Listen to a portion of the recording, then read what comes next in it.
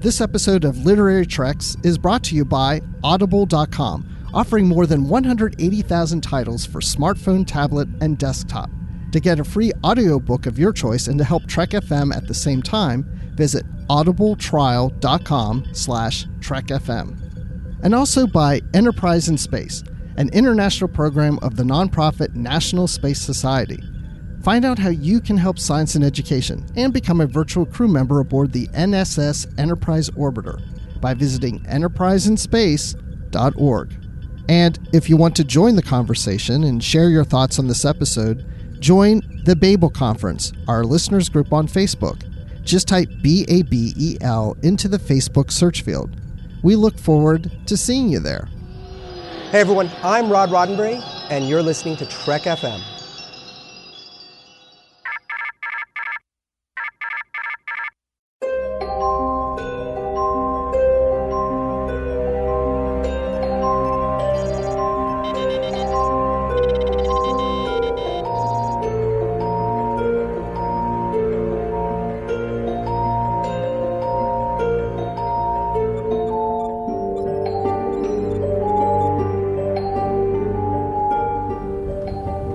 Are you taking all these books? I thought I'd take some light reading, in case I got bored. Hey, Star Trek books and comics fans, Dan Gunther here. Welcome to episode 290 of Literary Treks, your dedicated Star Trek books and comics show here on the Trek FM network. And welcome to my co-host, Bruce Gibson. Bruce, how's it going? It's going great. I'm excited about this show. I'm excited about every show, but I'm really excited about this one too. Yeah, this is going to be a fun one. We're going to be talking about the Star Trek Discovery Aftermath comic trilogy, and we're going to be doing all 3 issues as the feature for this episode. So stay tuned to that. We'll also have a special guest to talk about those with, a guest co-host for that. But before we get there, we do have a couple of news issues to talk about. And the first one is, as of today, as we're recording this, the release of Star Trek Picard Countdown #1 is upon us. So this episode, of course, will come out quite a bit after we record it. So hopefully you've had a chance to get your hands on this and read this. But for us, it's just coming out today. So get your hands on that if you're wanting some background and some anticipation building for the Star Trek Picard series. Bruce, are you planning on, as soon as we're done recording here, grabbing that and reading it, or are you going to hold off a bit? No to both, because I've already read it. Oh, I've been quick. I already read it. So there's 3 issues, and so we'll get another one December, another one January, and once all the 3 issues are out, we will review it as part of the feature, just like we're doing today with Discovery Aftermath. So I will say initially, I'm not really giving you my thoughts of the current issue, but I'm not a big fan of this cover. It doesn't look very good to me. It looks really weird. Yeah, there's a few variant covers, apparently, and in my mind, 2 of them look pretty good, but there's one which I think is probably the one you're talking about that I do not like that cover. Yeah, where he's looking straight on and his head looks kind of weird on the body, or yeah, I don't know what happened there. I feel like that could have gone through a few more passes somehow, but that's a little disturbing. Don't judge a book by its cover. True. I mean, we do get to see some, spoiler alert. And this was not a spoiler. I mean, we get to see some new uniforms. We're getting to see where they are, where, we're setting things up for Picard. So this is our first official setup that's going into the series. So it's definitely worth a look to check out. Yes. Cool. Well, I will definitely be reading that as soon as we're done talking here, I think. But we also have another new release to talk about, and this one, the release date is December 3rd, and this is Body by Starfleet. So this is a fitness guide for the active Starfleet cadet by Rob Perlman, published by Running Press, and like I said, that's coming out December 3rd, so by the time this episode is out, that should be out. So keep an eye out for that book. I think we're going to be talking about that on the show. So look forward to an episode about that one. Bruce, did you have any interest in this? I know I'm speaking very broadly here.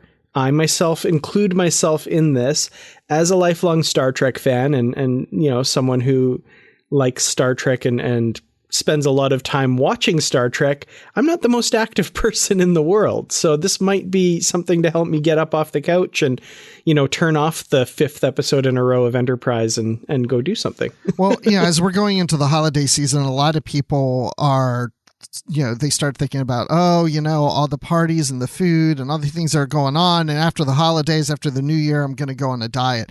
The last several years, I go into the holidays saying I'm going to diet during the holidays because I'm like, okay, that's when things are going to get really bad. And so if I can just temper that down some, and you're right, I need to exercise more. And I don't think this book is going to get me to exercise more, but it looks like it's a fun book and it might. I mean, there might be stuff in here that goes, you know what? I'm actually going to use this book for fun to motivate me to exercise. Now, I will say, check out StarTrek.com. There's a video that the author, and I don't know who else is in the video. There's a woman with him. They are working out on the bridge of the Enterprise and in 10 Forward. And it's a promotional video for the book. And it's a lot of fun to watch. So check that out. Oh, that's cool. Yeah, I'm going to check that out too. Very cool. Yeah, I feel like this might be, if you have, a Star Trek fan in your life that maybe doesn't keep an ear to the ground as to new releases and stuff, this might be a good one to put in his or her stocking, because like you said, after Christmas and into the new year, that's when all of us decide to, get ambitious and make resolutions and that kind of stuff. And, you never know, this might help a few people out there. So, definitely looking forward to getting my hands on this one and seeing what it's all about for sure. Yeah, and like you said, in a future episode, we're going to dig deep into it, like soon. Awesome. Well, let's jump now to our Babel conference feedback. And we have some feedback, quite a bit of feedback, actually. This is for Literary Treks 288, The Golden Girls in Space. That was our episode on Star Trek Destiny Book 2, Mere Mortals by David Mack. So let's pop over to the Babel conference and see what you guys had to say. So Patrick Carlin says, I really enjoyed the parts of Bako's negotiating. I've always liked her cut through the crap and get down to business style. She was such a great character. We'd like to abstain, Madam President. And I'd like to be able to take a peaceful month-long vacation on Risa, but we don't always get what we want, do we? I do really like that character, so thanks for pointing that out. And then Christopher Baca says, Destiny is my second favorite novel miniseries. My all-time favorite is still Vanguard.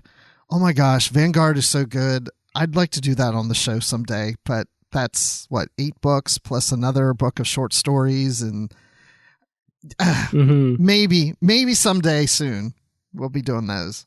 That would be fun. I do like Vanguard as well. It's one of my favorites. So it's that and Destiny are right up there for me as well. Galen B. Lynette says, I'm looking forward to hearing this episode. I'm weeks behind and just finished the motion picture novelization. My absolute favorite episode so far. Boy, that Dr. Trek sure is a fontana of information. Amazing work. Galen, I love this comment. I think the fontana, I don't know if that's a typo or not. If it's a typo, that's the most amazing serendipitous one ever. And if that was intentional, bravo. I like that. That's very funny. I have a feeling that was intentional. I think so too. Yeah. Very nice. Liam Smith says, I remember my first time reading this one so very clearly. Not just the 7,461 Borg cubes existing in the Azure Nebula, making me realize that if it were anyone but David Mack, Slurp, I would believe that it could turn out okay. But it's Mack, Slurp. So, by the way, people, he put in Slurp. I'm not inserting that. Liam put in the Slurp, okay? But it's Mack, Slurp. So I had no confidence, but also the you can't leave it there and the staying up way too late early when book 3 finally came out, just because I had to know what happened. Such an amazing trilogy. Yeah, exactly. Yeah, waiting for that third book was a lot. Definitely agree. And it's good to see that we got some positive feedback on our ridiculous little drinking slurp thing. So thanks for that. Well, Justin Ozer says, great discussion. This novel is absolutely amazing. Now that I've finished my reread of the trilogy, I can say this is my favorite of the three, even though they're all excellent and the ending of book 3 is one of my favorite things anywhere in Trek. The way David Mack, Slurp, incorporates an epic and heartbreaking story of the more than 800 years for Hernandez on New Arigol, which is really a novel in itself, while also telling the story of the Enterprise, Titan, Aventine, and President Bako in 2381 is a masterful achievement. This novel is chock full of incredible chapters, plots, and subplots, making it one of the very best Trek novels I've ever read. I give it 6 out of 5 Kalar City ships. Thanks, Justin. And the slurp was, he wrote that in there as well. And if anybody didn't listen to that previous episode and like, why do they talk about the slurp? It's because for fun, we said every time we say David Mack, take a slurp or take a drink. And there was a slurp sound in the episode, which I'm going to go ahead and jump down to Chris Foster, who says, personal request, please don't use the loud slurp of coffee sound effect anymore. For some reason, it just bothers me tremendously. I'm hoping there's another way you can humorously say the name of the author of the book you're reviewing.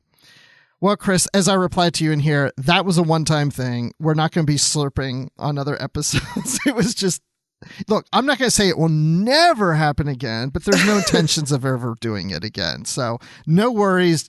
That was a one-time slurp. I mean, whatever. Yeah. Well, there were 8 slurps in that episode. For sure. And Chris, totally like on the level. I understand. I have a friend that absolutely just for whatever reason psychologically cannot listen to other people's eating and drinking sounds. So I know that's a thing. So I totally get that. But I will say that I was the one who edited the episode and put the slurps in there. And then I sent clips to Dan going, do you think this is okay? And he said yes. So we're both guilty on this. Absolutely. Yeah. But like Bruce said, it's a one-time thing, with the exception of the comments for this episode, of course. But and I could be a real jerk and put a slurp in here right now, but I'm not. Oh, that's big of you. That's good. I worry because he does have editing control of these episodes. So it's dangerous, isn't it? It is. It's a lot of power. I love it. Well, Oz Trekkie says, there is so much epic awesomeness packed into this one, you could podcast for hours about it and still not cover everything. Loved the scenes where they go through the apertures and the fight scene with the Hirogen. The sheer volume of Borg cubes destroying the fleet with hardly a shot fired, then spreading out through the quadrant, laying waste to everything. Bako's wheeling and dealing was another highlight for me in the novel. I love seeing how all the deals are done. These are just a few of my favorite things about this novel, and I should note, I think I meant to sing that part. I don't know if I want to. These are a few of my favorite things about this novel. Looking forward to David Mack talk more about David Mack novels in the next episode. No slurps added to this comment. So the fact that I have editing control, leaving you singing means that I found it acceptable. All right. So Kimberly Lawler says, great episode. And that's all she said. No, I'm kidding. She says, so much fun to hear you guys so enthusiastic about the novel. I also love this one, although I think a better title might have been Darkness Falls. The Hirogen were really scary. The Borg Armada was terrifying, especially as seen through Chakotay's eyes, and the existential angst and difficulties of the Columbia women were tough. But the human moments really shine through, and that's the mark of excellent writing. I give this one 5 out of 5 subspace tunnels about to collapse. Aside, when Bruce Gibson said he'd like to have a big trilogy like this every 5 years or so, I thought, hey, that's about when Cold Equations did come out after Destiny. Also featuring big political storylines, decades-long character arcs for Sung, galactic threats, and kind of intense action. David Mack is really good at this sort of thing. That's true. I hadn't thought about that. But yes, it's just not as epic to me as Destiny. You know, and we have had others like The Fall, because Justin points out in Typhon Pack and those, but I don't know. Destiny just really set things in a big way. Yeah. There really is a feeling of like before Destiny and after Destiny in a way that there isn't for those other trilogies. And I do remember when Cold Equations was coming out, David Mack made it a point in the run-up to say, like, if you're expecting a big, huge thing like Destiny, don't, because this is not that. So, yeah, I don't think there's been anything quite like Destiny since. Before or since, really. I don't know. It definitely feels like in a class all its own. But I think it's probably is good that we don't have any too many of those kind of big resets like you're talking about anyway. So maybe I think it was the right move to do something like the Typhon Pack in the fall that still had a lot of change in the universe, but not as big of a reset. And then Cold Equations was a huge story about Data. I mean, there's just, I want to go back and read those. Were those covered here on the show? I can't remember. I think they were. They were covered on the show, but they are ones that I would love to go back and revisit someday, just for myself as well. Because, I remember them being really great novels. Yeah. Awesome. Well, thank you guys all so much for your Babel Conference feedback. I really do appreciate that. We do also have an email from Stephen Townsend in England, who sent us a message. And he says, "Hi, regarding Matt Rushing's comment about why the Enterprise isn't using the ablative armor as a defense against the Borg in Greater Than the Sum, page 48, it's mentioned that the Borg adapted to the armor when Voyager was in the transwarp network at the end of Endgame." Thank you so much for that comment, Stephen. A couple of people have come to us with information similar to that, too, since that episode. So we definitely stand corrected, and thank you very much for that piece of information that we had forgotten. Yes, because we can't remember everything. That's why we do this show. Seriously, one reason I like to be on the show is because I don't remember everything, and Dan remembers a lot more, knows a lot more than I do. And then even when he's off or we're wrong or whatever, you guys chime in, and I'm like, this is great. I'm just getting all this information. I don't even have to go to college for Star Trek novels. It's coming through the show. I'm being educated. It's like our own personal memory beta. We're just crowdsourcing all this information. I love it. Yes. Well, thank you guys all so much for your feedback. What do you say we jump over to the feature, talk about some Star Trek Discovery comics, and welcome our special guest co-host? Oh, I hope I like this person. I have a feeling you will. This week, we are discussing the Star Trek Discovery Aftermath trilogy of comics. Now, we're doing this a little different, as we said at the top of the show, than we've done in the past, where we review each issue as it comes out. Instead, we've saved this up to review all three of them in this episode.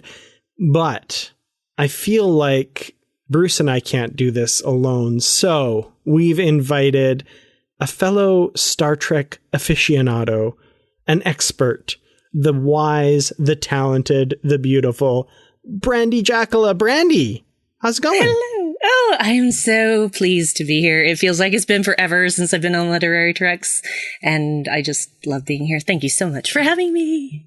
This is like live from the edge. Right? Well, we definitely love having you on, and indeed, it has been a little while, which is an oversight on our parts, I have to say, because you're such an awesome addition to the show.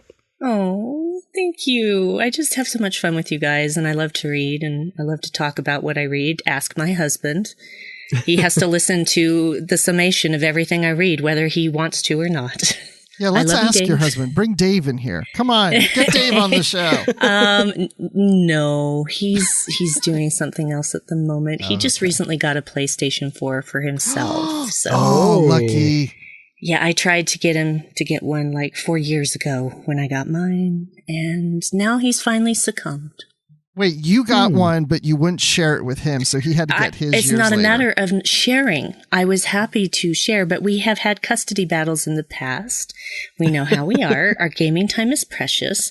And I kept saying, let's get you one. And he kept saying, no, I'm fine with my Xbox 360. And I'm like, you don't even know the glory.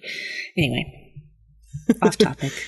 I'm good at that. Well, the topic today is, like I said, these Discovery comics, which unfortunately can't be read or played on a PlayStation 4. I don't know. That was a really bad segue. But regardless, we'll kind of figure out how we're going to discuss these. And I think the best thing to do would just probably tackle each issue, kind of go through it, and our thoughts as we go through the story. So, as with all things, I think it's best to begin at the beginning. So here we are with issue number 1 of Star Trek Discovery Aftermath.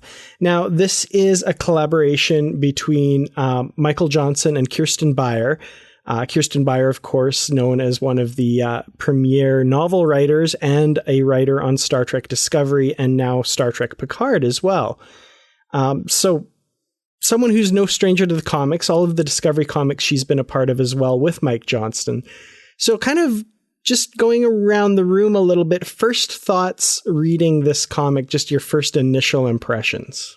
Well, my first impression was Core and how funky he looked. Like, he's like a hippie looking Core.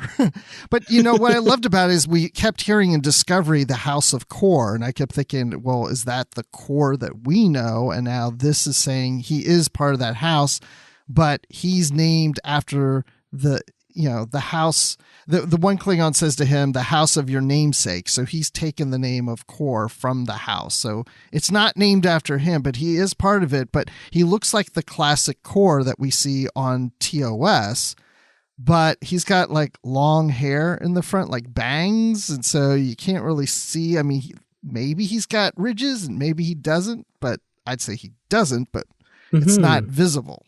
Yeah, he's kind of got this long flowing locks going on. And yeah, I agree with you. I don't think he has the ridges. I think he's one of these ridgeless Klingons that are still recovering from the augment virus. And I kind of thought we'd get a little exploration of that, but they totally sidestepped that issue and didn't even bring it up. So interesting.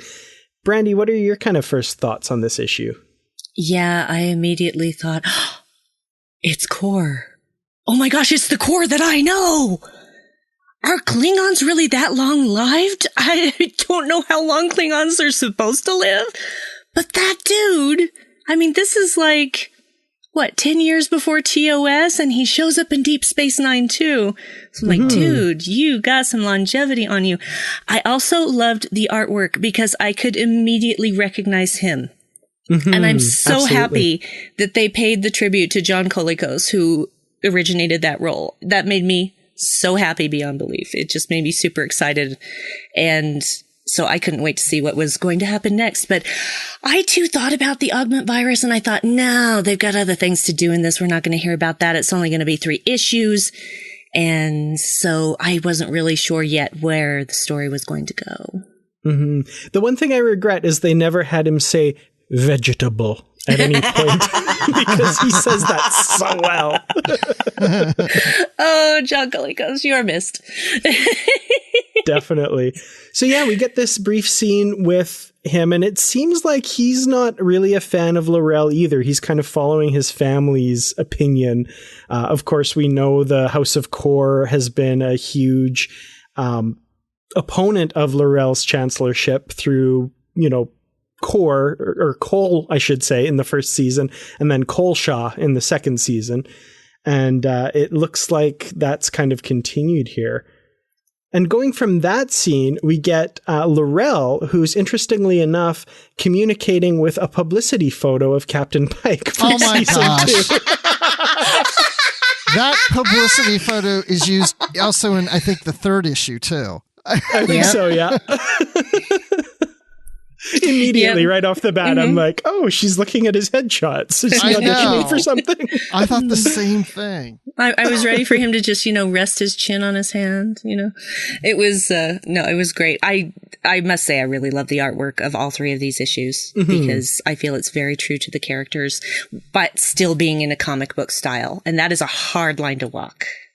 Definitely. And yeah, I mean, I make jokes about the fact that this is the reference they've used for this is that famous, grin where he's looking over his shoulder sitting in the captain's chair. Exactly. But the artwork is very good. I'm really liking the likenesses in this scene, especially of L'Rell as well. They've captured her eyes perfectly, which I think is that one feature that just immediately screams L'Rell. Well, I think that's true of any character. If you don't get the eyes right, the character is off. It's just, and it's hard to do eyes because eyes are like the window to the soul. And so, they really just nailed it on all fronts with the eyes, especially. Definitely, yeah. Yeah, and my daughter, she likes, she's an artist or whatever. She's in high school, and people are always commenting how well she does eyes. And it's like that, it's just like, you see, I see the stuff she does and you're just so focused on the eyes. It just says so much. But the other thing I liked about this scene is just seeing how L'Rell has a pretty decent relationship with Pike, that they're actually talking about having the summit to talk about, a peace treaty. And so she's willing to work with him, but at the same time doesn't trust him and doesn't really. It's almost like she does and she doesn't trust him. I think she trusts him, but she doesn't trust the Federation. But he represents the Federation, And I think it's an interesting dynamic. I thought the exact same thing. Well, and I feel like it's really true to her character, too, of course, because our introduction to her was as a follower of T'Kuvma, who was very much about painting the Federation as this lying organization that was just going to wipe out the Klingons, right? So there's still the vestiges of that there's that aspect, as well as the fact of she's a politician and she knows how it will play with the Klingon people as well. So, but it's still interesting that they've got this dialogue that's been continuing since the Battle of Zahia, it seems, and they're kind of maintaining that open relationship where there's at least talk happening, which is pretty cool. Yeah, it's something that I didn't really expect. I didn't really have any expectations going into this. I just knew it was going to kind of fill in some of the blanks from the end of Such Sweet Sorrow until the very end of Such Sweet Sorrow, part 2. So that's all that I knew going in. And so I was like, okay, this makes sense. I like where this is headed. I want to know more. You have my attention. But I also wondered, why would she have interest in having, as Pike says, real and lasting peace? I mean, that's what he wants. Why is she even entertaining that? I mean, from a Klingon standpoint, I think she would want to, they try to conquer Earth and the Federation. It's like, why does she care about having peace? But there's something, though, that she did say at one point, that she does fear control. That seems to be the fear of why she's willing to talk to the Federation for peace, because there's a fear that control could have some devastating influence on conquering the Klingons. Right. So maybe that idea of when they fought together against control at Zahia, the idea that they might have to do that again. So, I think in some ways it's a little bit self-serving, but in a good way, to kind of keep that in your back pocket, that you can say, oh yeah, no, we're cooperating. Let's join together against this common foe again, which is kind of Klingon-y as well. Yep. Yeah. Klingon-y. And you don't Klingon-y. I like it. You don't want to be fighting 2 wars, because she's already dealing with people who don't want her where she is within her own people. She doesn't need to be worrying about what kind of moves the Federation is going to be making against her. So that may have been part of it as well. Well, from there, like you said, we do get kind of this agreement to have a summit between the Federation and the Klingons, which is, a big step definitely at this period in relations between them. And we've gotten Pike kind of reflecting a little bit on what this opportunity might mean and kind of what happened towards the end of last season, as well as during the Klingon War. And then from there, we move into a kind of cool little flashback scene. We've got young Spock being bullied by his fellow Vulcans, and the ones from Star Trek 09. Yeah, we got a little bit of a crossover there, because the young Spock is definitely modeled on the actor they had in Discovery. And yeah, these Vulcans seem to be the same ones that were being jerks in Star Trek 09. So I thought that was kind of cool. Yeah. And then Burnham kind of comes to his rescue and acts in a very human way to these Vulcans, which, honestly, they had coming. Wait, Dan, absolutely. Are you telling me that Burnham shows up and saves the day? That never happens. I just hear so many people complaining that Burnham has become the Wesley Crusher of Discovery. No, not the same way. But I mean, okay, side tangent. Honestly, I feel like every lead character of every series seems to be the hero that saves the day most of the time. And I think people have a bigger problem with this for 2 reasons. 1, she's not the captain. And 2, she's a woman. I just said it. Done. That's my speech. I agree. Well, thank you. You're welcome. Definitely. Yeah. And I step back to make room for that voice. And I will also say I agree. But, one thing that's really cool is she does know the Vulcan neck pinch, which apparently kids aren't supposed to know or even attempt at this age. So that was pretty cool. Now, correct me if I'm wrong. Oh, no, we did. Of course.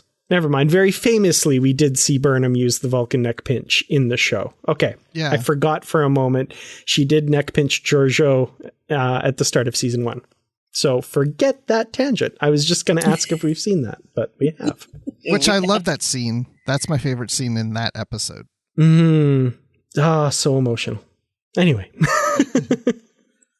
But yeah, we get this flashback and it's Spock reminiscing on what Burnham meant to him and what the influence that she had on his life. And I really like the scene. It's really touching and it's done in that kind of sepia tone.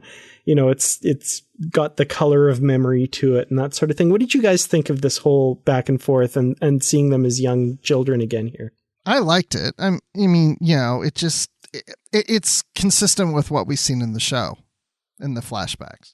Yeah, I agree. I was happy because I knew Spock was obviously going to be in it because, he's on the cover for one thing, but I didn't know to what degree and I didn't know what it was going to focus on with him. And I like the way that it went because I feel like that is a natural progression of what he would be going through after Discovery went into the future. And he knows he's never going to see his sister again. And he has feelings about it and he is working through those feelings. And so, definitely. For me, any Spock is good Spock. So just give me all the Spock and I'm happy.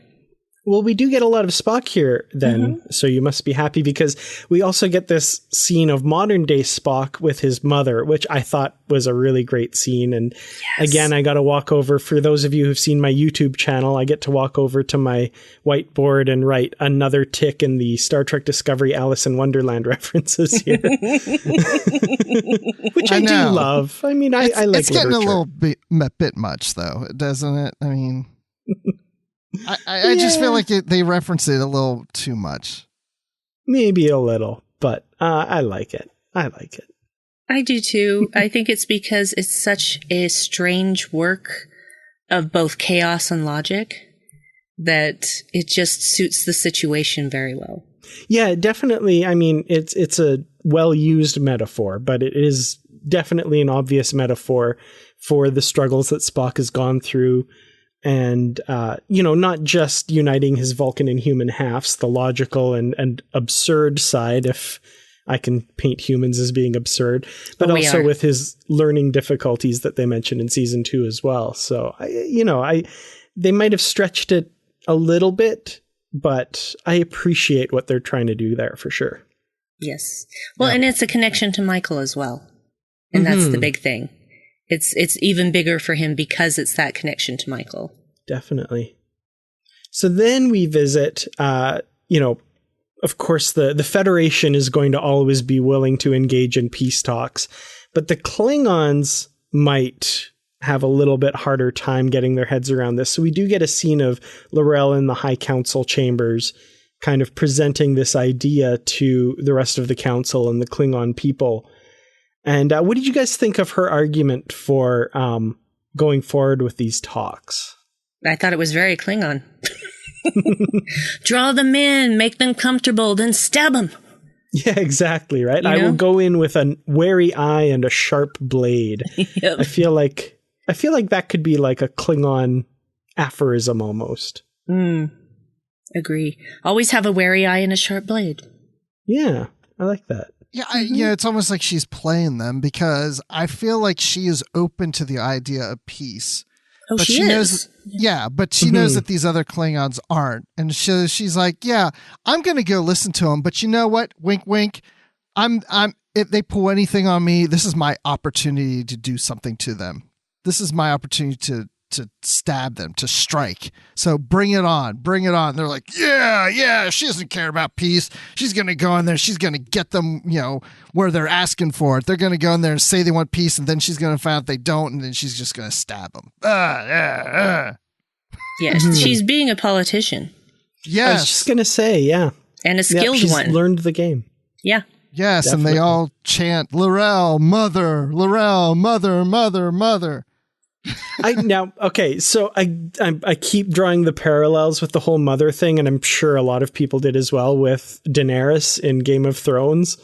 So for some reason it entered my head Misa as the Klingon word for mother. I'm like, wait, nope, that's the wrong universe. That's the right. Well, why do they call her mother? I mean, if this was a guy, would they go father, father, father? No, That's she what she told them wanted to them to call call her her. mother. Oh, She that's did right. that. She did Yeah. that. Why does she want to be called mother? Because it's a more powerful role than Chancellor. She said, I am no longer your Chancellor. I am much more powerful. I am mother. Yep. Okay. You sound skeptical, Bruce. No, it's Well, okay. No, I thing remember is- that. Now that you mention, I remember The that. thing is, how many female chancellors had there been up to that point? 0. I don't know. No, 0. Do we In know that fact- for a fact? Yeah, because is it Next Generation or Deep Space Nine? I think it was Gowron was talking about how there had never been a female chancellor. So maybe she got stricken from the books, kind of like that female pharaoh that they destroyed all of her likenesses and stripped her from their history books. So I think if I'm remembering correctly, Gowron's line was females are not allowed to serve on the Klingon High Council, which is interesting because before that point, even before we knew about L'Rell, there was a Zetbur in Star Trek VI, The Undiscovered Country as well. Yes. I think the fan canon thing is something happened between Star Trek VI and TNG to make them regress in the rights of women in the Empire or something like that. Yeah, quite possibly. But, or Gowron was just a jerk. That could be it too. That could be it. Well, they didn't say they didn't have any mothers. So That's fair. That's Maybe fair. the like left out second part of Gowron's line is like, women are not allowed to serve on the High Council because of the law I enacted last week. Oh yeah. Oh yeah. That's probably it. that's Yeah, it. it's fine. I mean, not the degradation and limitation of rights of women. Just even Klingon women. I mean, just women in general. But it's just kind of like, why would you do that? They're just as fierce warriors. They will take your head off as soon as look at you. So, Well, I think the thing that probably we haven't said out loud, but is the real reason is because they needed a story reason why Lursa and B'Etor had to prop up their younger brother to be the guy because story reasons. But fair. Yeah. That's fair. because the script demanded it. So many questions can be answered with that line. I really hate that. Yep. I really hate that. Your characters shouldn't be made to serve the plot. The plot should be made to serve your characters. Agreed. Speaking of plot, getting back to the comic Sorry. here. Tangent. No. That was a tangent of all of us. It was the mother of all tangents. That's a Bruce joke. Yeah. Like it. Bring it. I want it. So getting back to the comic, we've got Pike wanting to bring Spock along on this mission to this peace summit, which I think is really interesting because Spock really feels that he's not at 100% yet. He's not ready to resume duty, but Pike wants him along as an advisor. Even though he won't be an official officer, he's still on leave. Now, I think partially the reason for this is so that he still looks super sexy with his beard and really cool black outfit. But also it's really cool to get him along on this journey. And the kind of mindset Spock's in, I think, will make for some interesting stuff in the story coming up as well. So I don't know. There's a lot of stuff going on here, but I kind of like how they're setting it up here. Yes. And I like how Spock's like, why do you need me? I'm a science officer. This is a diplomatic mission. And Pike's like, because you're much more than just a science officer to me, Spock. You and number one are the people I trust the most. And I like that because it shows that they have a a relationship that's more than just captain and science officer. And it's the parallels we've seen as we continue with TOS with Kirk and Spock. Spock has this way of not having emotions or not displaying much emotion, and yet bonding with humans so well. Yeah. And maybe that's because of his relationship with his sister. Definitely. I like that. Yeah. I do want to say just one thing, because I laughed out loud when it happened, is when Pike showed up on Vulcan to collect Spock, and he's like, Mrs. Sarek, Mrs. Grayson, I don't really understand Vulcan's surname. And she's just like, Amanda is fine. Right. I thought that was pretty good, yeah. That made me laugh. It's just Spock, it's Pike being his really attractive, awkward self. He makes awkwardness attractive. And yeah, the whatever like source they used for his image here, I seem to remember that from season 2, where he's kind of got that like, golly gee shucks look on his face. He's got this half smile thing going on. It's a thing he does when he's just sort of being, and it is that aw shucks ma'am sort of thing. He does that, and I like it. Yeah. And it really fits with his character, and I always like that aspect of him. So that was a neat little moment. I was wondering if someone would bring that up. That's cool. Well, okay, so a couple of things then, because there's a whole page where they beam up to the Enterprise, and number 1 is there to greet them. And she says to Spock, you know, that she was worried, and he's like, I was in no danger on Vulcan. She's like, I'm talking about the beard, Spock. I love it. I was afraid you were going to shave. And I love that. I thought I'm with really number 1. That. I'm totally with number 1 on that. I'm like, beard. Yes, keep it. So, okay, I'm glad you said that, Brandi. So I have 2 questions about this page for you. Number 1, is number 1's hair correct at this time period? Okay, good. Because Brandi has educated me on straight hair, number 1, and curly hair, number 1. And this is the curly hair phase, right? Yes, okay. it is. And then after she says to Spock about, I was afraid you're going to shave, the next panel shows the backside of him. Is that correctly drawn? It is anatomically correct. Okay. Although it's different in 3 dimensions. So I will draw your attention to the episode The Red Angel with the very much bun-hugging spacesuit that is center frame several times in that episode. Yep, sure is. Sure is. There was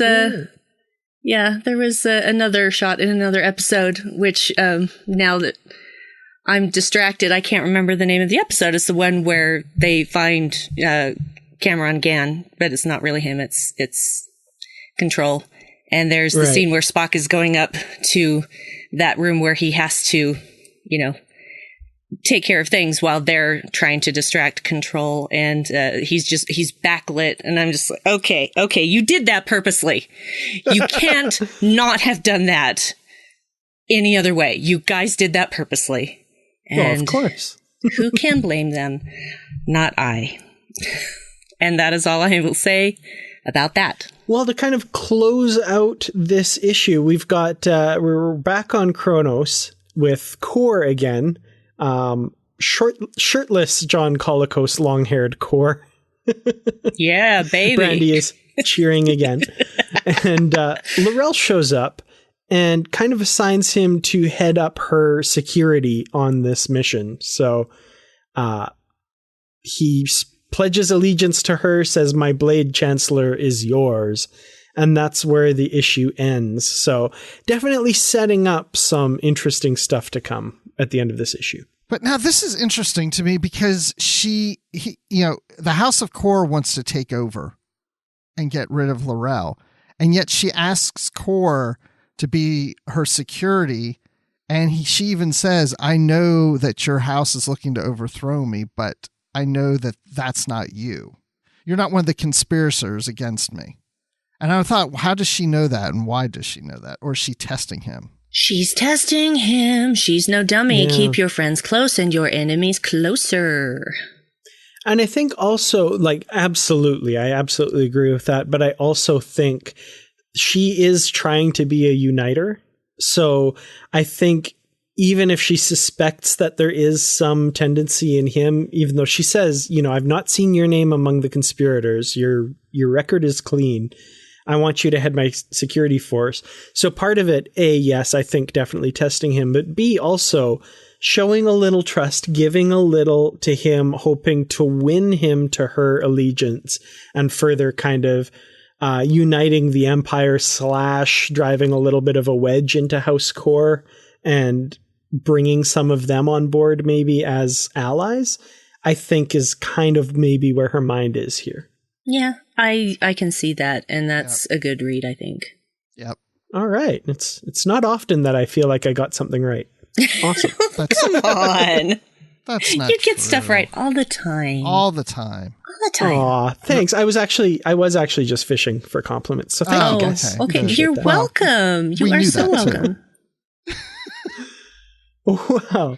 Moving on to issue number 2. Oh my gosh, the way you moved on was just so great, Dan. You're just perfect. You're so good at this. I'm breathless okay, now. That's enough. We're going to have to...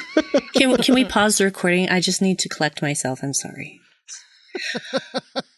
I feel as though I'm being made fun of now. No, you're not. You're being paid tribute to.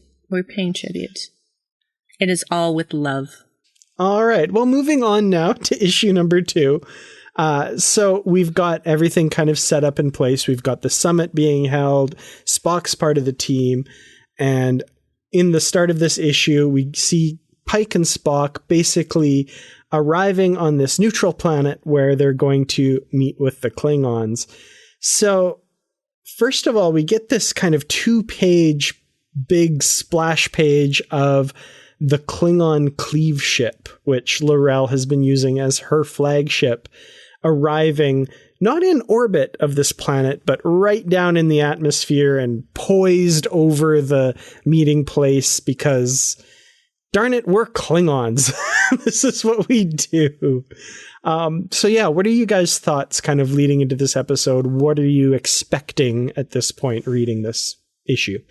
Well, because there was stuff going on in the background and she made Core her head of security, I immediately assumed that there was going to be an attack on the proceedings, that it was their way to hopefully, take over and take L'Rell back home and do whatever they were going to do.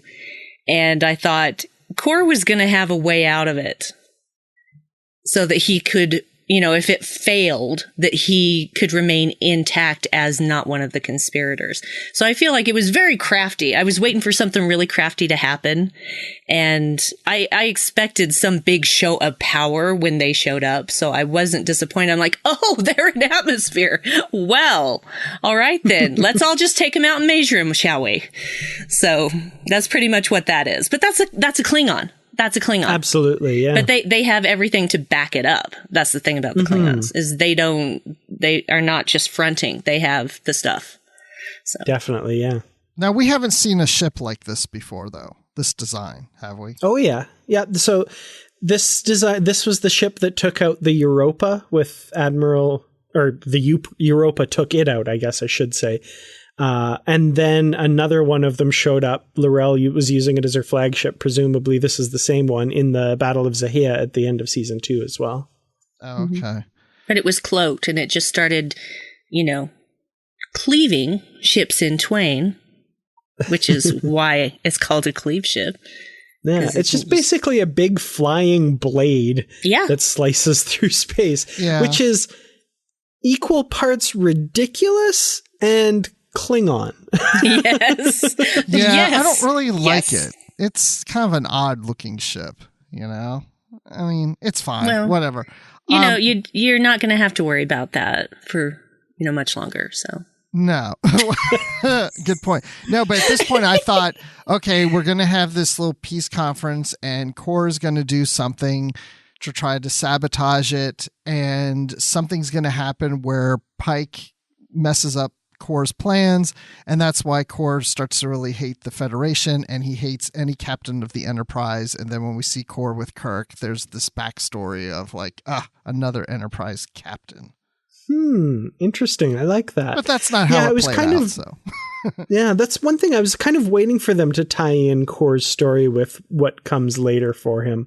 But they don't really do that other than, his character is appropriately duplicitous as he is in the original series.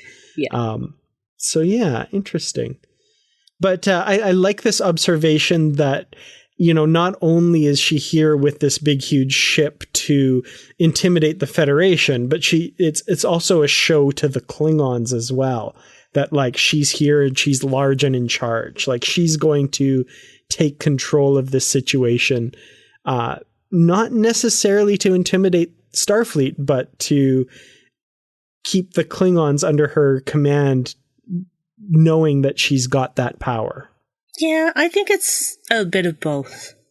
Mm-hmm. Because absolutely. I think I think everyone would expect, all the Klingons would expect her to give this show of force. But she's also showing them. They don't quite realize that yet. Mm-hmm. But, and Pike's just explaining, this is just what they do. That doesn't mean she's, planning to use this ship against us. It's just what they do.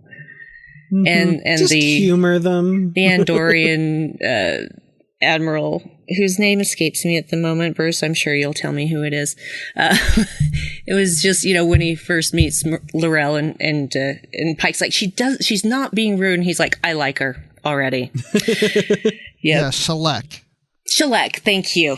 I knew it was a sh sound, but, when I start to say sh with an Andorian, it's going to come out Shran every time. So I didn't want to, make that mistake because I knew it wasn't Shran, but Shran is my favorite. So. Doing this whole, oh, thank you for coming. I hope our worlds and our birthplace and the bounties of peace and so and she's like, and it is my hope that flowery language does not hide sinister intent. Mm-hmm. I love that part. And he's just kind of like, dang, girl. And that's such a L'Rell line, too. And the line right after that, truth is found in action, Admiral. I could totally hear Mary Chieffo delivering that line, right? Yes, let's have her deliver the line. Let's bring her on here and read that. Would she please, yeah. Mary, if you're listening? I would be all over that. So much. So much. Definitely. Well, so we've got a little bit more of Spock's inner monologue as these negotiations are going on. And we see that like he really doesn't feel like he should be there. Like he hasn't really earned that place back yet. And he feels that the person who should be here, of course, is Michael Burnham, who has earned that place in history in his inner words here. So what do you guys think of that? Like a little bit more insight into what Spock is going through with regards to Burnham here. I love it because give me all the Spock. But I like seeing a peek into his head. We don't get that enough. Mm-hmm. He's an enigma a lot of the time in the original series and in the Kelvin timeline. And so it was refreshing to have this version of Spock where we're getting a look into what he's really thinking. Because how often do we know what he's thinking? Almost never. And I loved this feeling of, I don't know where I'm supposed to be now. I've lost half of myself. I think that's how he feels, is he's lost half of himself by Michael being gone and irretrievable. And he doesn't know. He's got to figure out now, who is he? What does he want to do? And so he's just like, I have no business being at this place when I am in this kind of conflict in my brain, but I can't say that to anyone. So I'm just going to suck it up and pretend to look like I know what I'm doing. And my thought from this scene was that here we have a guy that's been a science officer and he's like, well, I'm on this diplomatic mission. And he also says, if anybody should be here, should be Michael Burnham more so than me, which I get why he's saying that. But at the same time, it's like, well, she's not part of the Enterprise crew to begin with. And this is a mission for the Enterprise. So I don't know why he really feels like she should be there, not him. But I know that he's thinking that, if anyone I know that could handle this better than I could, it's probably her. But that's why he learns from her. And if anything, he probably would start to channel and think, well, how would Michael handle this? And also that Pike realizes that there's something in Spock that can handle diplomatic missions. And this is one of his first of the diplomatic missions that will eventually lead him in the future to be an ambassador. Mm-hmm. Absolutely bang on. And one of my favorite bits here, just to kind of show the evolution of this character, at the conclusion of this kind of mental inner monologue here, he says, "My counsel is to accept the inevitable, accept that these two civilizations are intractably in opposition and forever will be. The only option is to minimize the damage." And then fast forward decades, he's the one that brings about peace between the Klingon Empire and the Federation. And I just absolutely love that his mindset here at this point in his life, when, he's broken and things aren't, logical to him, that's all he sees. That's what he sees in this situation is there's no way out of this other than war, and we should try to minimize the damage, but it's inevitable. And that's what he counsels Pike. He says we should temper our expectations. Don't expect too much out of this. But then to know where he'll end up, I think, is really fascinating, to coin a phrase. But isn't this something that he does for himself? There's always the inner battle of his human and Vulcan side. So he has to be the peacemaker between the two and find the common ground. And so he does that internally for himself, and then he finds ways to do that externally for others. And I think that's some of the lessons that he learns from Burnham, because being around Vulcans and growing up in this Vulcan society where all your influences and all the people you interact with are Vulcans, and she's that one human outside of his mother, but, of same age or roughly the same age that he can reflect and learn from and learn that balance. So I think he has that turmoil of Vulcan and not sure what to do with his human self, that's why he looks to Burnham so much, because she gives him that grounding on the human side. Yeah. Bruce dropping the knowledge bombs here. Wow. That's absolutely right. I don't have anything else to say, because how am I supposed to follow that? So, yeah. I just read what Dan wrote down for me. Right. Well, thank you. No, that's a great observation. And yeah, I absolutely love that. And immediately after this, so he's given Pike his counsel, and Chancellor Laurel asks to see Spock alone. And we get this interesting dialogue between them where Laurel basically wants him to kind of be her advisor, which is interesting because Laurel sees something in him that I think we as Star Trek fans know Spock has, because we have this 50 plus year history with the character, and Spock himself doesn't see this in him. He's all out of sorts. He doesn't even think he should be there. But Laurel is wise enough to see this aspect to Spock that she could use and recognizes the wisdom and logic there. I thought that was really cool. I agree. I really liked that. And I thought, yeah, she is way more wily than people give her credit for. She is very smart, and very intelligent. And, I know in the great scheme of things that she doesn't succeed with what she sets out to do. However, she certainly leaves her mark. It makes me wonder if during these proceedings she was noticing that Spock seemed uncomfortable, and so maybe she felt that he was trustworthy to be an observer because she's watching him observe from both sides and doesn't seem to really favor one side or the other because he doesn't feel like he's fitting in. He seems like an outsider. And at the same time, she's looking at him thinking, well, I have a certain trust for Michael Burnham, and this is her brother.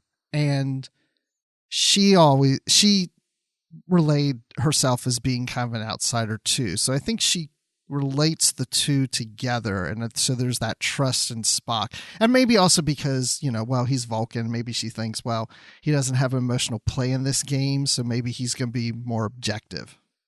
Yeah, and because he's on leave, he doesn't technically represent Starfleet or the Federation. Mm-hmm. Right, because he's out of uniform, and that's why why aren't you wearing uniform? He's like, because I'm not really here on official business. Just hanging out, just chilling. Just observing. Yeah. Seeing the sights of this weird planet. Seeing the sights. I'm going hiking tomorrow. You want to go? And he is going hiking tomorrow. We'll get to that. Yeah, I see it's very snowy. I'm not really familiar with snow. What do we do with snow on Earth? Skiing. Let's try skiing. I've never done that. So we get a bit of a continuation of the, it's an aspect of the negotiations. They're kind of partying a little bit. Now, I want to talk a little bit about Pike downing this bowl of gach. That was comedic. Yeah. That's a lot. I've read the Klingon Empire travel guide by Dayton Ward, and I know you have to chew the gach because it can continue to live in your stomach and not good things happen. I don't think he's chewing every single one of these in this entire bowl. He is not. It won't really come back up in this story, but I feel like there's a B plot. Oh, there is. Pike's issues here. Oh, number 1 says that it can be weeks before the effects manifest. Yep. Yeah, and he's having some stomach issues because Spock's like, "Are you all right?" And he's like, "Fine, just have sick bay on standby." Yeah, I think Yeah, we won't go into the indelicate details of what I think might be going on in that stomach, but it's nothing good. Imagine. No, it's definitely some gastrointestinal distress going on in there.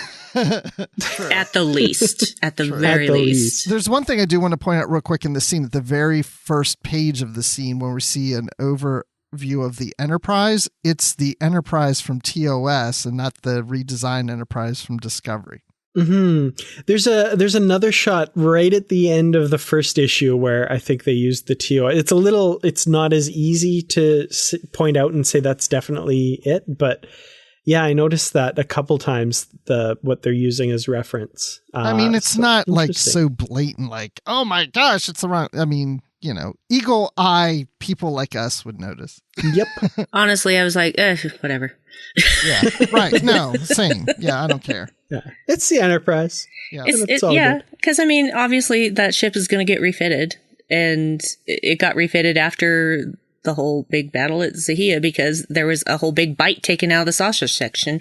Saucer section. Try saying that 10 times fast. Saucer section. Sorry. I don't know why it was coming out Shosher.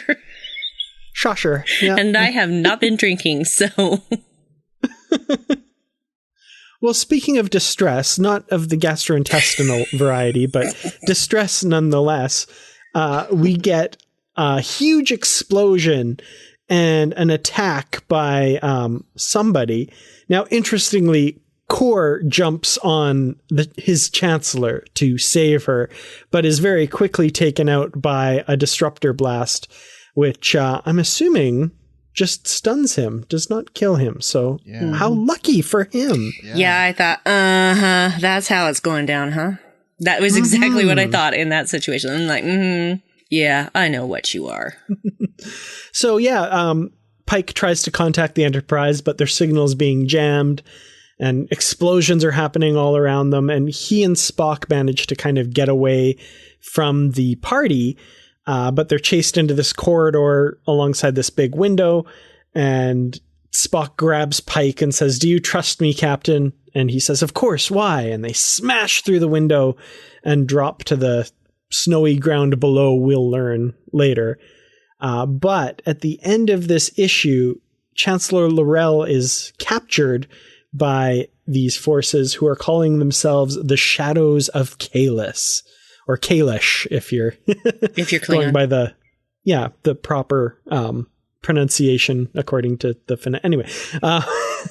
Just like it should be Kronos, not Kronos. Yeah, exactly. It's all good. And I saw it spelled both ways throughout these issues with the K and the Q. I think it depends on who's pronouncing it. Yeah. If it's a human, it says Kronos, and if it's a Klingon, they're saying Kronos. So yeah, these guys capture her and, beat her about the face and say your reign is at an end, and are acting again all Klingon-y. Meanwhile, Spock and Pike are wandering through this blizzard. Spock has Pike on his back saying, "Stay with me," and basically rescuing his captain.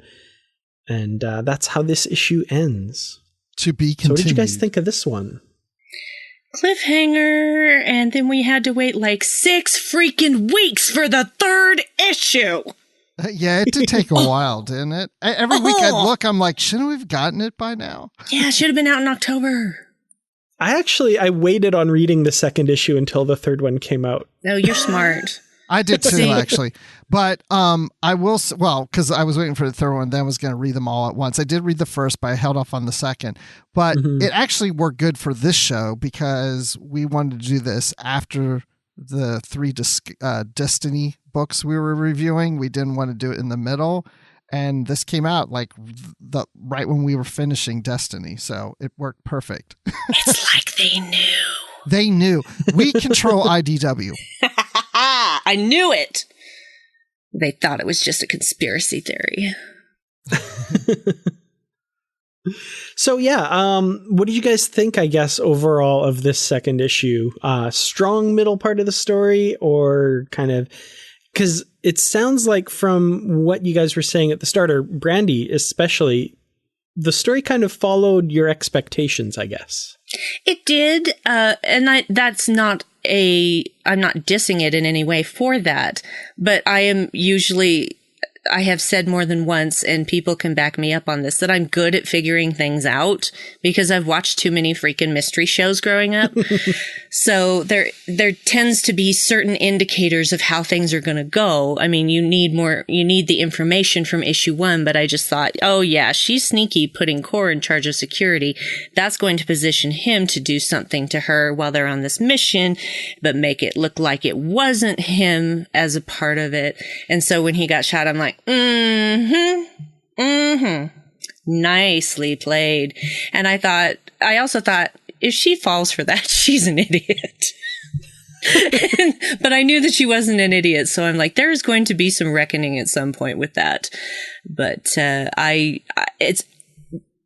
were things that I didn't expect. I didn't expect Pike to eat an entire giant bowl of gawk. I didn't expect them to go cliff diving out a window into the snow. I didn't expect any of that. I expected the attack. Everything that happened after that point, I'm just like, okay, all right. I have no idea what's going to happen next. Yeah, that gawk stuff. I mean, that bowl, that's about as much spaghetti as my wife makes for a family of 4. And yeah, that was like the size of a large wok. I mean, that was huge. I know. It's crazy. I thought maybe he gained weight in the last episode.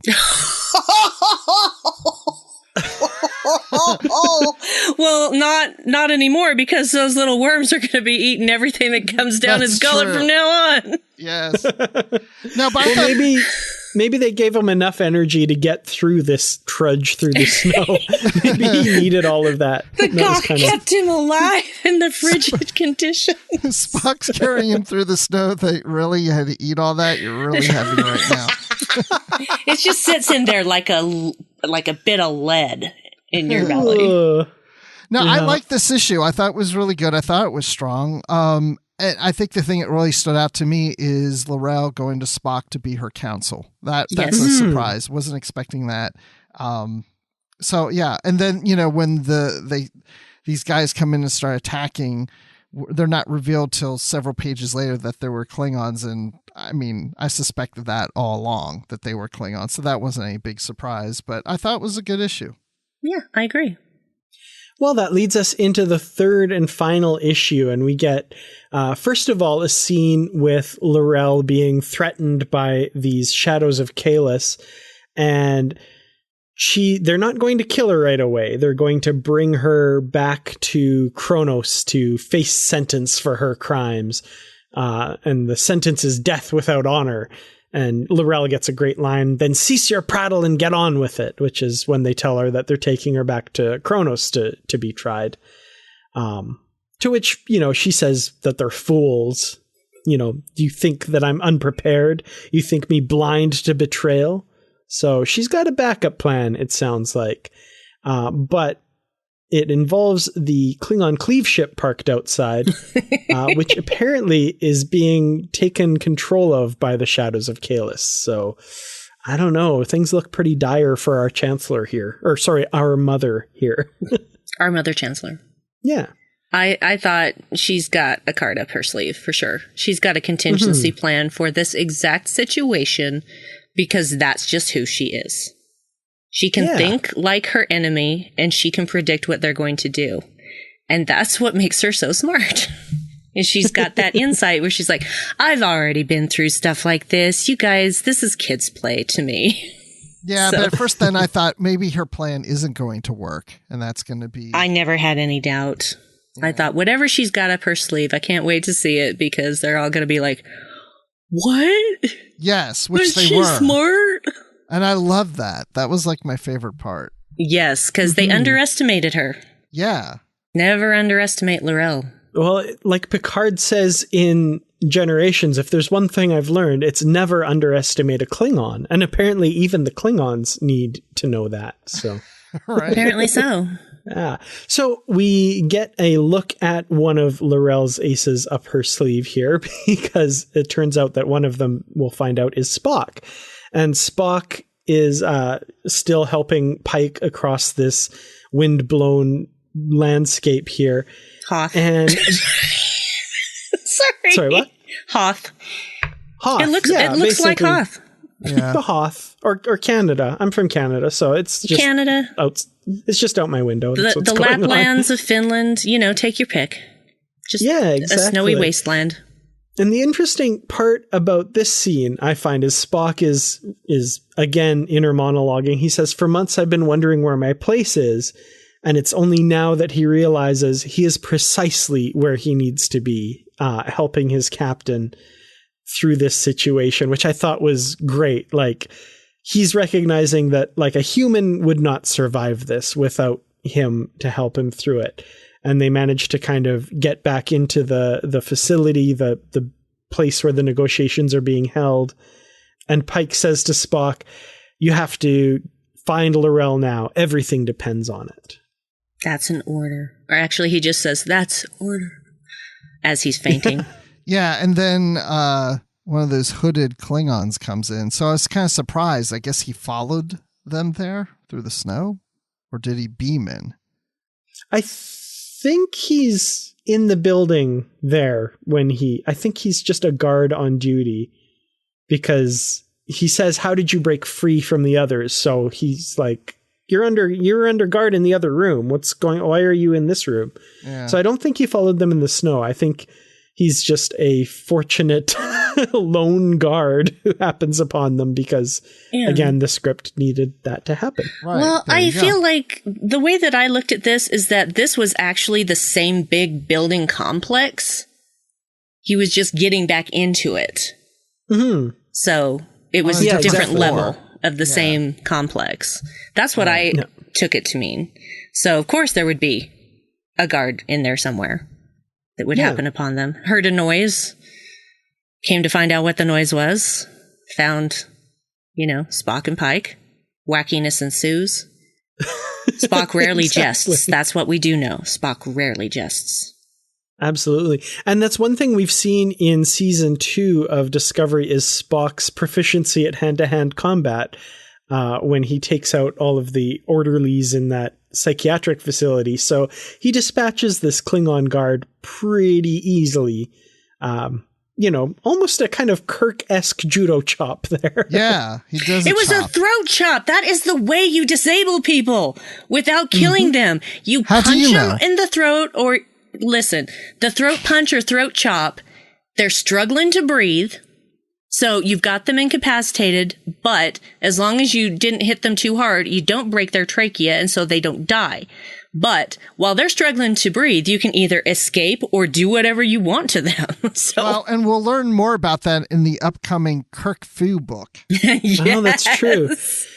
Although if any 60s show, including the original Star Trek, has taught me anything, it's actually just a really quick chop to the back of the neck, just at the bottom, and they're out for like hours. So, and you don't even have to hit them really hard. You just kind of have to go, and they're out. It doesn't work. I tried it on my brother several times, and it didn't work. I think it has to do with like acupressure points and stuff like that. So I think it's indicative of a more Eastern influence, martial arts sort of thing, which Spock's fighting style is kind of, well, it's not kind of. Look, Ethan Peck knows karate, okay? He's a black belt, so they used that. So. Nice. Yeah, there you go. I didn't know that about him. I know way more than I should about him, so we'll just leave it at that. Oh, okay. Well, of course, this Klingon happens to be about the same size as the aforementioned Ethan Peck, which is really helpful. So, speaking of bringing out 60s television show tropes, we get, this guard apparently returns to where L'Rell is being held. And of course, he brutally shoots and takes out the Klingons, which seems very Spock-like. Yeah, I did think about that for a moment. I was like, would Spock really go in a room and just shoot them all? And I kind of think he would. He would, because that was the logical thing to do. He couldn't fight them all. So he's going to incapacitate them because he needs to get to L'Rell. So he did the logical thing. That doesn't mean they're dead. No. Well... The two that we see him shoot are definitely dead. Yeah. I mean, one blaster shot's going right through the mouth and out the other end.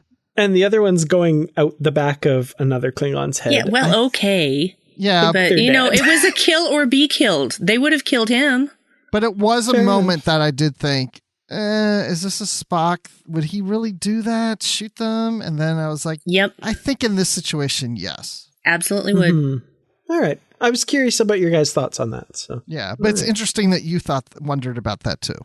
Yeah, I've been watching a lot of original series lately, and I know it's Spock at a different time in his life, but for example, they're in a situation where they have to break out, and Kirk says to Spock something along the lines of, "We might require some violence, Spock," and he kind of swallows and says, "I shall do my best to make my peace with that," or something like that. So, he's very pacifistic later. Okay, so I was just, if just this wanted situation had come up at that time in his life, the time that you're talking about in TOS, what would he have done? I think he would have incapacitated but not killed somehow. But what if he couldn't? Well, then I don't know. I think if you he would have shown extreme distaste at it for sure. Yes, I don't think at any time he relishes killing ever. Mm-hmm. No, I don't think either. But if you take everything into context that we've seen on screen with Spock, I'm thinking about Star Trek V, where Kirk says to Spock, shoot him. And then Spock later doesn't shoot Sybok, and he's like, "Why didn't you shoot him?" He says, "I can't shoot my brother." But Kirk thinks that Spock has the capability to do that. I mean, he expected Spock to, if he was like, why would Kirk even go shoot him if he's like, well, Spock never shoots anything, so why would I even say that? Mm-hmm. You know? So that tells me that we do see there's aspects of Spock that he has had to shoot people for certain reasons. Yeah. I'm assuming, there's no stun setting on the Klingon disruptors. So, although Kor did get shot, but he got shot, if you look, it looks like there's blood flying. So he got shot in the arm or something to incapacitate him. Purple blood. Yes, of course. And I feel like if the reason maybe Spock wouldn't have done that in this situation is the Chancellor's life is in immediate danger. And if one of them's left alive, they could kill her right then and there. So he's got to act quickly and decisively. Yeah. So. Or they could have killed him, and he can't help if he's dead. So it was only logical that he incapacitated them or got them out of the way as quickly as possible. Speaking of dealing with situations as quickly as possible, L'Rell. Badass Chancellor L'Rell. This moment I think that you guys have been referring to here. So she contacts her flagship And it is indeed in control of it's being controlled by the Shadows of Kahless. And so she enters a few commands and takes control of the ship. And you'd think, oh, maybe she's going to activate some defensive measures on the ship. Maybe she's going to incapacitate the people. If it was a Federation ship, I'm sure it would release some anesthetizing gas or something like that. And nope, she's going to plow the ship straight down into the planet, killing everyone aboard, with, the audience of Pike and Spock looking on with, I'm sure, their jaws as near to the floor as possible. What did you guys think of this? So Klingon. So Klingon. I didn't expect her to do anything else. I'm like, oh, she's got control of that ship. That ship has her enemy on it. She's going to ram that into something. Yeah, and she communicates with the ship, and she says something in Klingon, and the ship says, access granted. And then she says something in it says, commencing Two Houses Protocol. I was just curious why it was called Two Houses Protocol. Any ideas on that? I don't know. I was curious about that myself. Yeah, I don't know. I have a thought, but it's not fully formed, so I may stumble over some words. I kind of looked at it like the one house being all the people who were allied with L'Rell, and the other house being those who wanted to betray her. Yeah. And it was kind of like no man can serve two masters sort of thing. So got to get rid of one of them. That's I kind of how I looked at it. Yeah. It's like two houses divided. Yeah. Great minds think alike. See? Yeah. And that's what I was thinking. But I was like, that's a little bit too much of a human aphorism, but I like that, like a house divided against itself cannot stand. So right. Exactly. Yes. We have to be one house, but if we're two houses, then we're ending it. Like, yep. It's pretty cool. So again, we get this like 2-page graphic here of this ship slamming into the ground and exploding, which, doesn't take out the whole facility, which is good. But I really love this between Pike and Spock, where Spock says, Captain, I believe we can see it, kind of referring to, because L'Rell said, we'll know it when we see it, kind of thing. Mm-hmm. We'll know what's going to happen when we see it. And Pike's answer is, oh, yeah, I see it now. Yeah, I love that. Like, what else is there to say? Like, oh, yep. Yeah, I see that. All right. So they're back on the Enterprise, and L'Rell gets to meet with the hero of the hour who tried to protect his Chancellor, Kor. Now, first thing I want to say is we see just a little snippet of this sickbay, and the way they've framed it, man, does that ever look like the TOS sickbay. Like, if you look closely at the details, you're like, oh, it's updated and that kind of thing. But, oh, they did a really good job of making it look like it's got the little beeping monitor above him and the little swing out computer beside the bed and stuff. I thought the same thing too, especially the medical officer there looks kind of like the same stance or pose you'd see of McCoy. And I kind of wonder because he's a lieutenant. Oh. So I wonder if this is like, a younger Dr. McCoy doing just his like studies or residency or something. It could be. Sure. I mean, it could be. Yeah. And then you've got Kor, got the bandage around his head, and that one close-up shot of him, I thought, I swear I saw him on the Pirates of the Caribbean ride.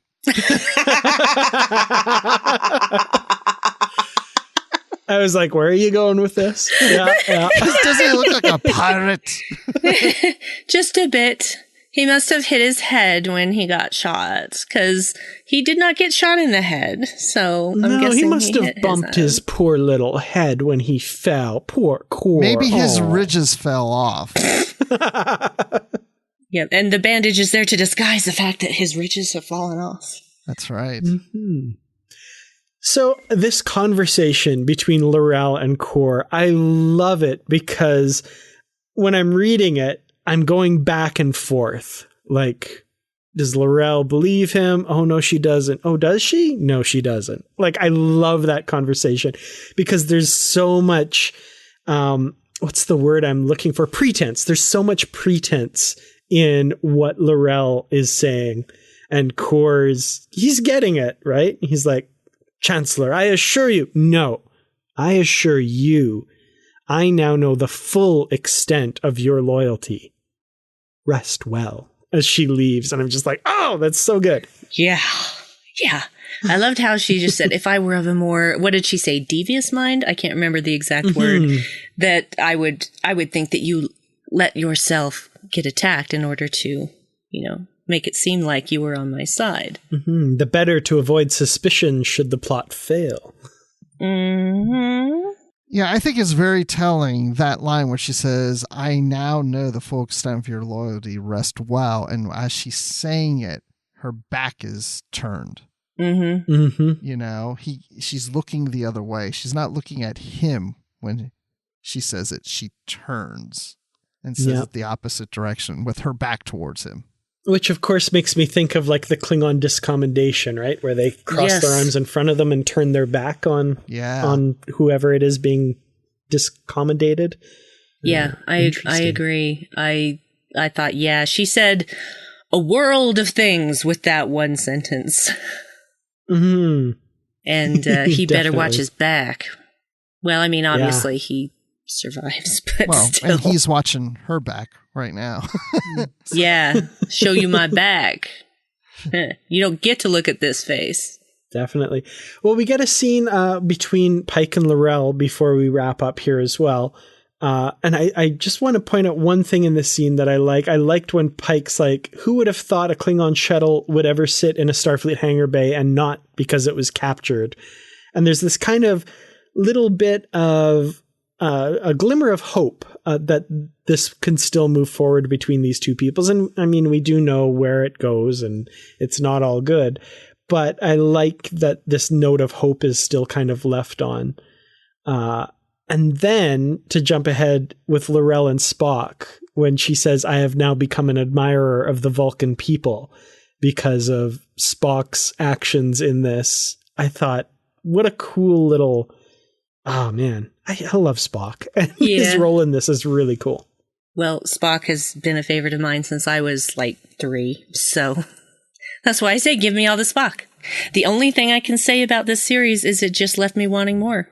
I mean, that's not the only thing I can say about it, but that's what I can say most about the ending. It's like, there's so much more story that can be told here. Yeah. And I want to hear it. I want to read it. Or I want to see it on screen. Somebody please do something about that.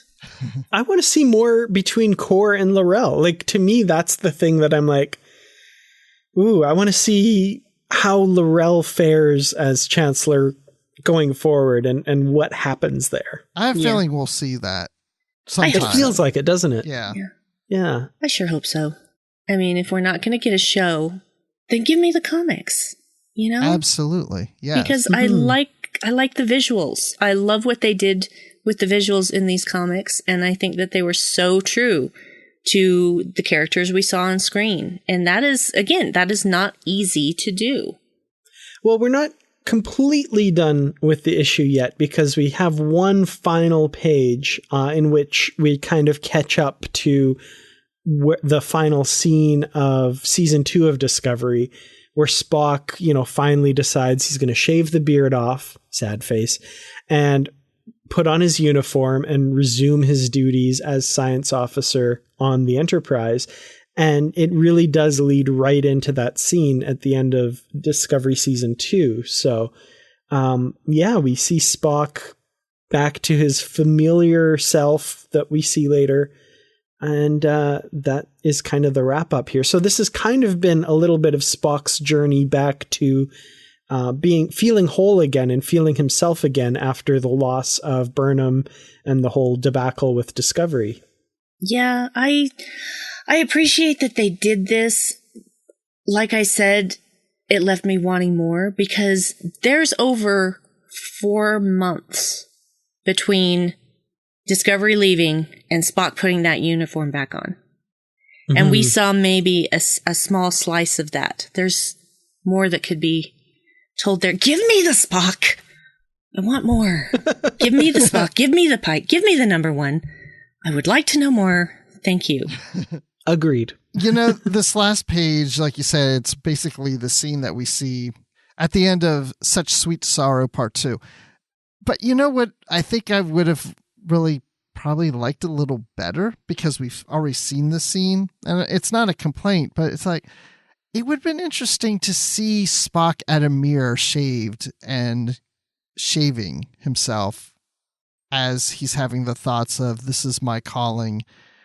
I'm here to be with my crewmates and to be with my family. And he's shedding what he was and now becoming the Spock that we know before that scene that we've seen in the episode. Although it would be a little weird, like, showing him shaving, but I kind of think I'd like that. The other thing that popped into my head, and this is kind of a really nitpicky thing, was that during this scene, we get an inner monologue of Spock reflecting on things. But during that same scene in Discovery in Such Sweet Sorrow Part 2, we got a different inner monologue from Spock reflecting on things. So, I mean, the Vulcan mind is very powerful and mysterious. So he's having these two separate inner monologues at the same time, which I know is really nitpicky, but I'm just like, like, it's interesting they kind of did the same thing with these two scenes with two different lines of thinking, I guess. But yeah. To be fair, in the comic, it was an inner monologue. In the episode, it was a personal log. Oh, it was too. That's right. Yeah. So he's saying one out loud and thinking one. Man, the Vulcans are just really good at he does a lot of compartmentalizing. Thinking. They are. They put things in boxes.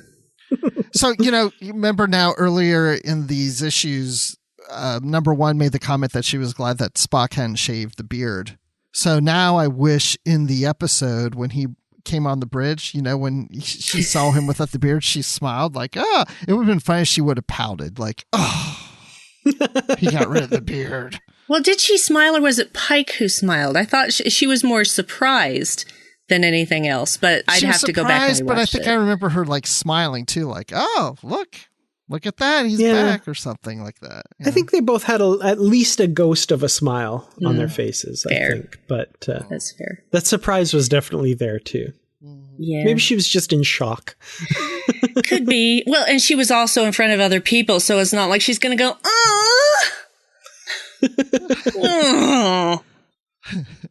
like you would have. Exactly. I would have been like, no, give it 3 days. You can grow it back. You can grow it back. Well, with that said, I guess all that's left is to kind of talk about our final thoughts and ratings for this trilogy as a whole. So, Brandi, I'm going to, as the guest of honor, I'm going to give you the first crack at what are your final thoughts and ratings for Star Trek Discovery Aftermath? Well, I was anticipating this heavily, especially when the first issue was late. And then the second issue came out on time. And then the third issue was late. But, I was just glad to get my hands on it and to go on this bit of a journey. Loved the story, loved the artwork, felt like it's purposely left us wanting more, perhaps. And I actually enjoyed rereading it. I reread it last night, of course, to just remind myself of certain aspects of it, and enjoyed every part of it and took more time looking at every single panel, both with the words and then focusing on the images, tying them together, which is generally what I do with comics anyway. It's difficult to just read one through and then, move on. I usually go through something a couple of times. But I would definitely give it 5 emo cores out of 5. Because he's got those emo bangs going on, you guys. Well, I really did enjoy this, and I think it's very true to the series. It felt like the series. The art was fantastic. As we mentioned, it looks like the actors, and I love what they did with Kor and his hair and having him fit into the storyline under the House of Kor. So, yeah, I'm glad that it worked in the 3 issues. I mean, sometimes they do a lot of these miniseries in 4 issues, but, if this story had been through 4 issues, it may have dragged a little more and there may have been more filler. So I like that it moved. It had the right pacing to it. So I'm going to put my ratings, since there's 3 issues, I'm going to say 3 out of 3 mommy issues.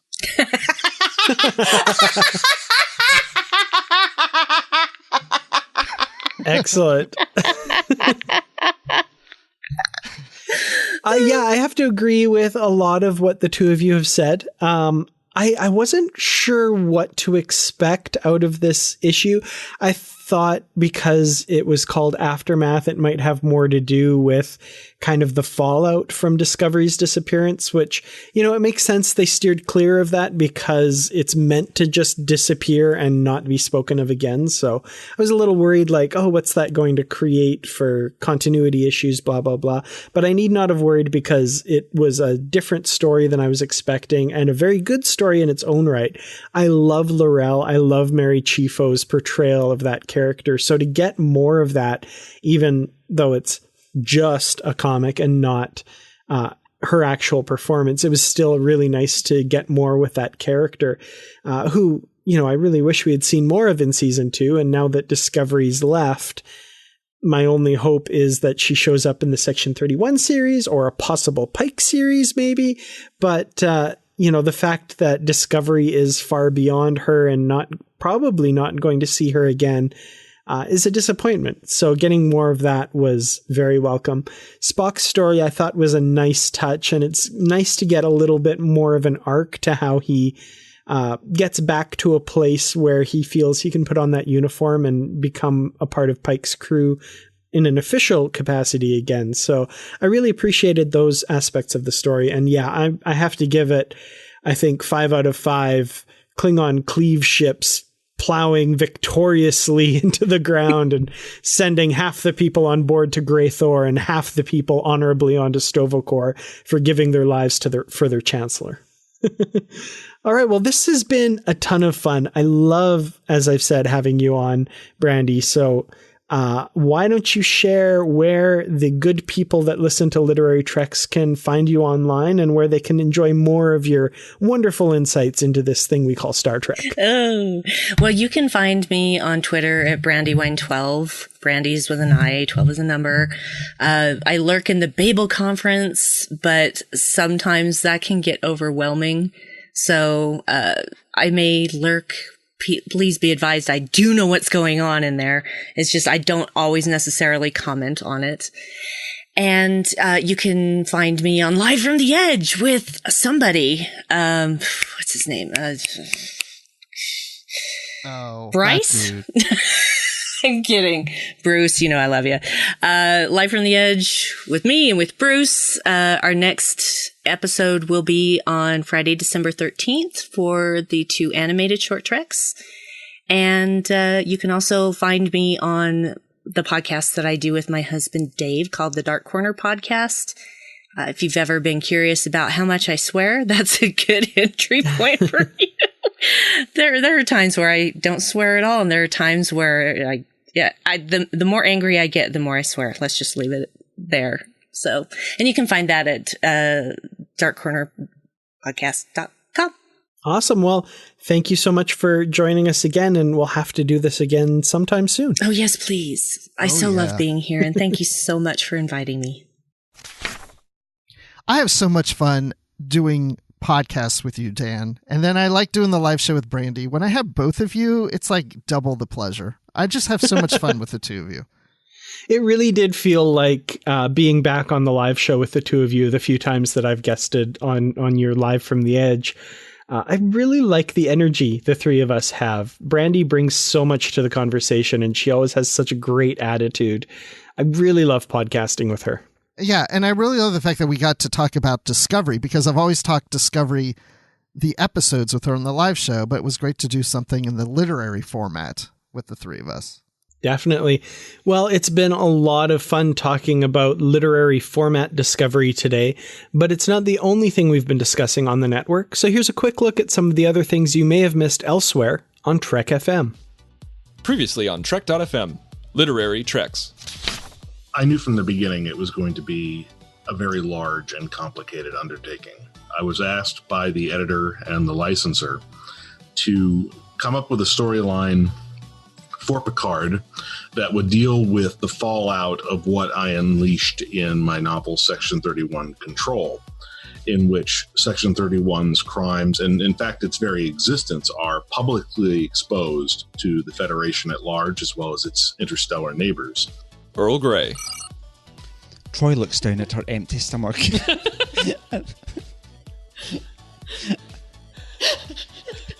Let me do this part. I'm going to act it. Okay. Troy looks down at her empty stomach and frowns telepathically. Oh, I wish. Listeners, you couldn't see it, but I did that. Oh, okay. LaForge. Computer, locate a big thing of chips. To the journey! What about the basics planet? That planet's not bad. There's a lot of wide open spaces. You just have to avoid going in the caves. Yeah. I mean, anthropologically speaking. No spelunking on that planet. You can spelunk on the Borg Una complex, but you can't spelunk on that planet. No. The Edge, a Star Trek Discovery podcast. That he said... He was taking the new body out for a ride? Yeah, that was great. I mean, it was a great line. It just doesn't really fit what really happened. Like, he wasn't out there dating other people, you know? Like, well, he was trying to figure out who this new Culber was, you know?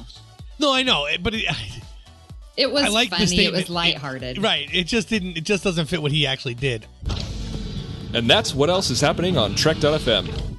Check out all these shows and join the conversation about your favorite corner of the Star Trek universe and beyond. You'll find us wherever you get your podcasts. If you're an Apple user, be sure to hit the subscribe button in Apple Podcasts on iPhone, iPad, or Apple TV, or the desktop iTunes app to get the latest episodes as soon as they are published. And please leave us a star rating and written review. If you are not an Apple user, we've got you covered as well. You can find our shows on Google Play Music, Stitcher, TuneIn, Spreaker, SoundCloud, Windows Phone, YouTube, Spotify, and most third-party apps, and you can stream and download the MP3 file from our website or grab the RSS link. And if you'd like to help us keep all of our shows coming to you each week, you can become a patron of the network on Patreon. Visit patreon.com/trekfm. That's patreon.com/trekfm to get all of the details. Perks can include early access to episodes, exclusive content, producer credits, appointment to a Starfleet team negotiating with the Klingons, and more, available through our special patrons website, Patron Zone. Note, we're not held liable if there's an attack by the Shadows of Kahless during your mission. It requires a great deal of money to produce, host, and distribute these shows each month. We really appreciate any support you can give us and hope you'll join the team. Again, you'll find all the details at patreon.com/trekfm. We also did get a couple of iTunes reviews, and yeah, we'll cover those here. So first of all, Krabby Gnome gave us a 3-star review, and he says, "This is a solid podcast with two guys that clearly like Trek and are enjoyable to listen to. My only main issue is they are heavily focused on TOS and TNG books/content. They hardly ever touch on other series like Voyager and DS9. Would be nice if they covered Trek books more broadly." Now, Bruce, I understand you've got some information to bring to the table in response to this comment. Yes. I don't know if Krabby Gnome is a man or a woman, but anyway, that's the problem with iTunes. I really don't know these people personally. So yeah, when we plan the schedule for this year, and I'm addressing this not just because of Krabby Gnome. Yeah, this is to everyone. When we planned the schedule for this year, we were coming out of 2018 having just done the A Time 2 series, and we thought it would make sense to go through the post-Nemesis books following that series, since they hadn't been done in previous episodes. When Literary Trek started, it was like halfway through the post-Nemesis era of books. So we started with doing those books, which of course are mostly TNG and Titan. So that really filled up the schedule. Then you have new books coming out, which were primarily Discovery, original series, TNG. We didn't get any new Voyager books. We didn't get any new DS9 books. So we did cover 2 Voyager books earlier in the year. Unfortunately, we didn't get to hit any DS9 books this past year. So yeah, consciously aware of it. We'd love to hit those books.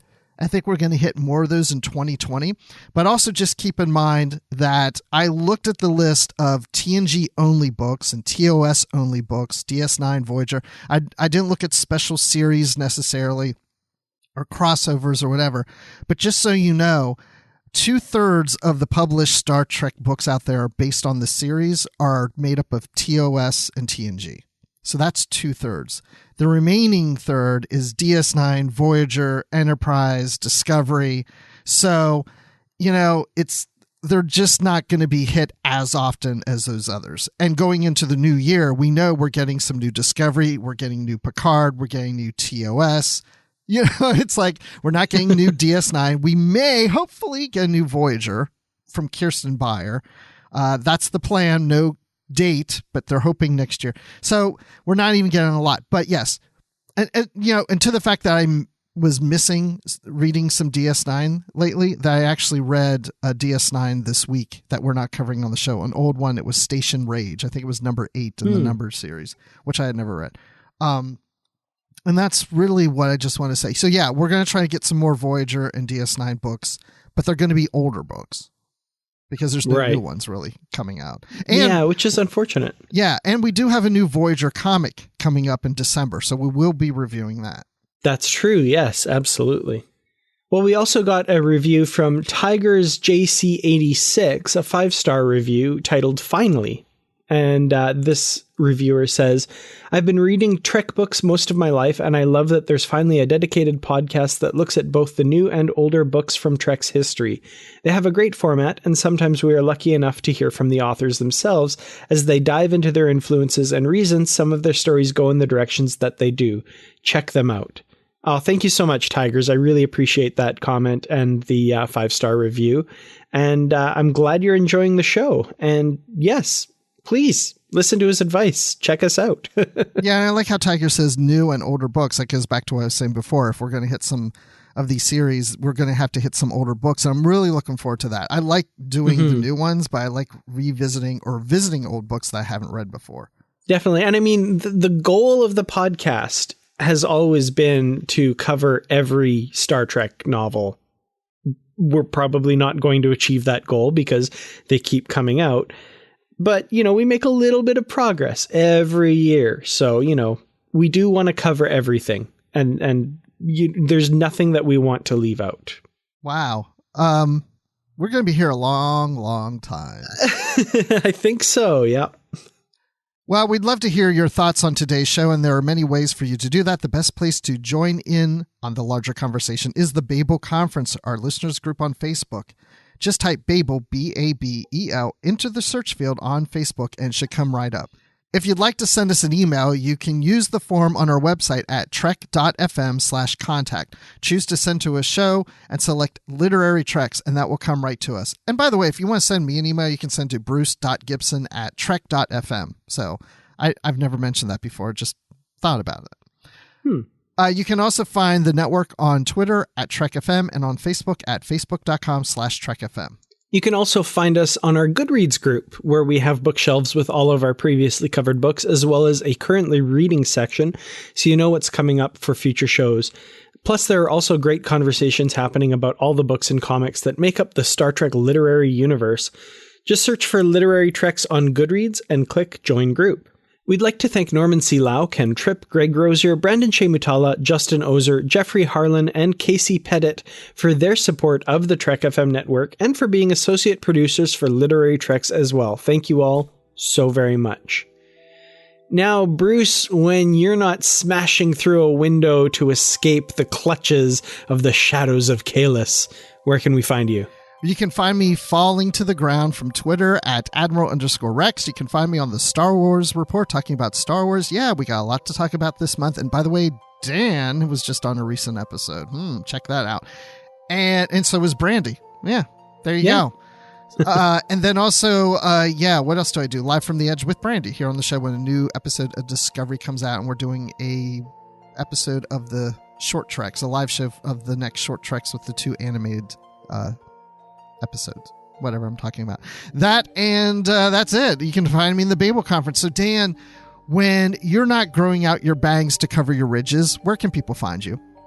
You can find me on my YouTube channel at youtube.com/Kurtrats Productions, and Kurtrats is spelled Kertrats. You can also find me on Twitter at Kurtrats. on facebook.com/Kurtratz Productions, and of course I'm lurking in the Babel Conference, not often commenting, but I keep track of what's going on in there for sure. Well, thank you all so much for listening, and until next time, live long and read on. What do you call that, light reading? To each his own, number one.